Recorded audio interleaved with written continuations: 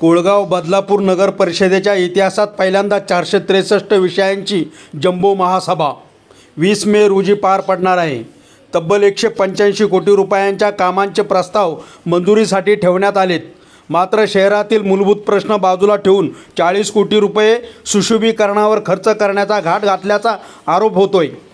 काही प्रस्तावांच्या नावात साम्य तर निधीत तफावत असल्यानं संशय वाढला आहे.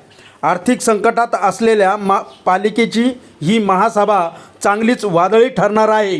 पहा फक्त सत्य संघर्ष मीडिया. नगराध्यक्षांना देणाऱ्या 20 तारखेच्या सभेमध्ये सूचना करणार आहे की आपण एक महिला म्हणून नगराध्यक्ष आहात आणि महिलांचाच रोजगार हिसकून करण्याचं काम तुम्ही करू नका. कारण का तुम्ही आता महाराष्ट्राच्या महासंघाच्या अध्यक्ष झालेल्या आहेत आणि कुठेतरी तुमच्याबद्दल चुकीचा मेसेज जाण्याचं संकेत यातनं मला दिसतात. तर नक्कीच त्यांनी या सर्व गोष्टीचा विचार केला पाहिजे.